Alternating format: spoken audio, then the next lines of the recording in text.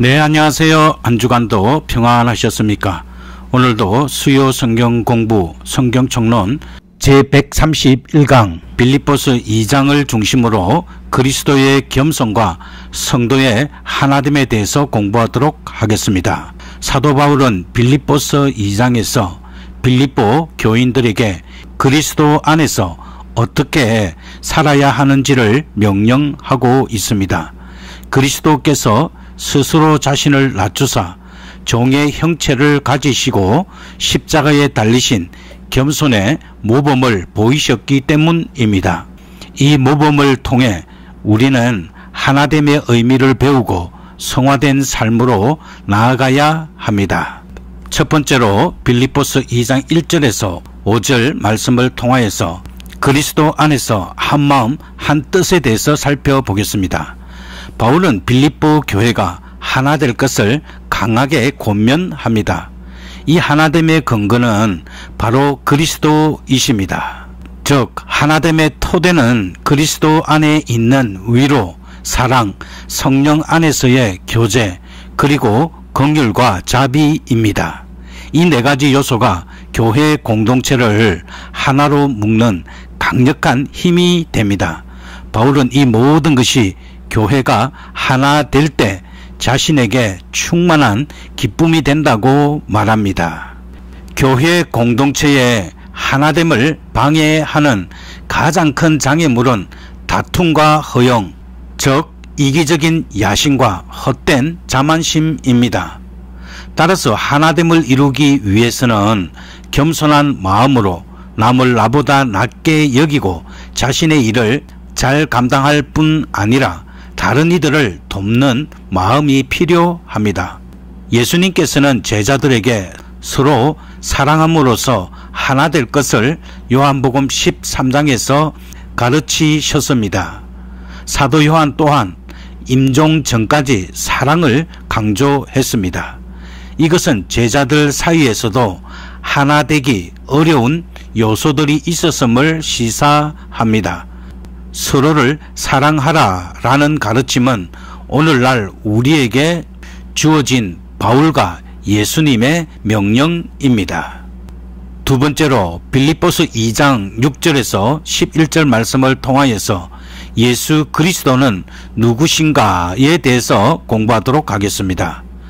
바울은 예수 그리스도를 낮아짐의 궁극적인 모범으로 제시하며 신약 성경에서 가장 심오한 기독론을 펼칩니다. 예수님의 신성과 인성에 대해서 살펴보겠습니다. 바울은 그리스도께서 본질적으로 하나님이시며 즉 신성을 가지셨고 동시에 인간의 몸을 입으신 인성을 가지셨다는 것을 분명히 밝힙니다. 예수님은 스스로 종의 형체를 취하셨고 십자가에 달리시기까지 순종하셨습니다. 예수님의 낮아짐과 높아짐은 다음과 같습니다. 바울의 기독론은 그리스도의 낮아지심과 높아지심을 극명하게 보여줍니다. 가장 낮은 곳으로 임하신 그리스도는 십자가에서 죽으심으로 그 겸손의 절정을 이루셨습니다.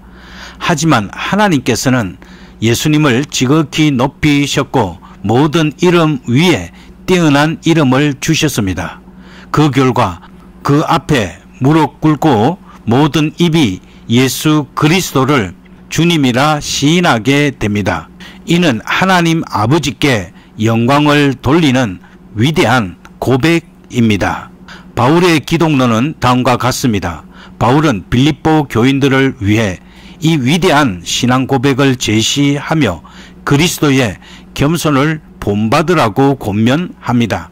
오늘날 교회가 외적인 성장과 숫자에 집착할 때 그리스도의 낮아짐과 겸손은 우리에게 진정한 복음의 본질을 깨닫게 하는 중요한 가르침이 됩니다. 루트 교회의 신학은 이 겸손을 우리를 위한 그리스도의 수동적 의로 해석하며 인간이 아닌 오직 하나님의 행동만으로 구원이 이루어진다는 것을 강조합니다. 이제 세 번째로 빌립보서 2장 12절에서 30절 말씀을 통하여서 바울의 기쁨과 권면에 대해서 살펴보겠습니다. 바울은 계속해서 빌립보 교인들에게 믿음의 삶을 권면하며 기쁨을 강조합니다. 그리고 바울은 두렵고 떨림으로 너희 구원을 이루라고 빌립보서 2장 12절에서 말합니다.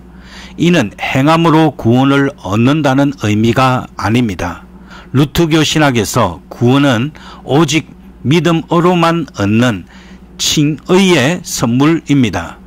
여기서 바울이 말하는 구원을 이루는 것은 믿음으로 의롭게 된 성도가 성령의 역사를 통해 온전한 삶, 즉 성화의 단계로 나아가야 한다는 것을 의미합니다. 하나님이 우리 안에 계시며 선한 일을 행하시기 때문에 우리는 흠 없는 하나님의 자녀가 될 수 있습니다. 따라서 우리는 복음에 동참하는 자가 되어야 합니다. 바울은 자신과 고난을 함께 나눈 동역자 디모데와 에바브로디도를 본받으라고 권하고 있습니다. 디모데는 믿음의 본이 되는 바울의 진정한 아들이었으며 에바브로디도는 죽음까지 각오하며 바울의 복음 사역을 도운 신실한 동역자였습니다.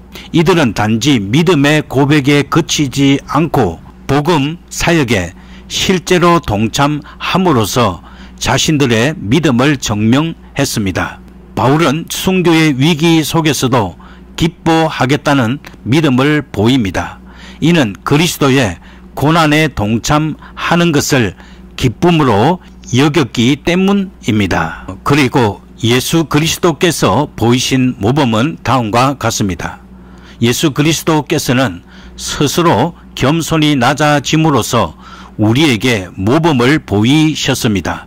그의 겸손은 우리가 본받아야 할 삶의 자세이며 그의 영광은 우리에게 약속된 상급입니다. 바울의 이 서신은 교회가 하나 되고 각 성도가 거룩한 삶을 살기를 바라는 간절한 명령을 담고 있습니다. 네 번째, 주 안에서 그리스도인들의 확신과 기쁨에 대해서 살펴보겠습니다. 예수 그리스도께서는 사단의 권세를 꺾으시고 만유의 주님으로 다스리십니다. 그분은 사랑과 정의 그리고 생명으로 통치하십니다. 그러므로 그리스도인은 주님께 속한 자들로서 어떤 상황에서도 두려워할 필요가 없으며 도리어 확신과 기쁨을 가져야 합니다. 이는 주께서 이미 사단을 물리치고 우리를 보호하시기 때문입니다. 이처럼 주 예수 그리스도께서는 우리에게 확신과 위로의 힘을 주시는 분이십니다. 빌립보스에서는 기뻐하라는 말씀이 자주 등장합니다. 그러나 바울이 처한 객관적인 상황은 기뻐할 만한 것이 아니었습니다. 그는 감옥에서 사형 선고를 기다리고 있었고 빌립보 교회는 핍박과 분열로 고통받고 있었습니다. 그런데도 바울은 주 안에서라는 전제를 두고 기뻐하라고 말합니다. 여기서 주님은 우리에게 구원과 승리의 축복을 주시는 만유의 통치자이십니다.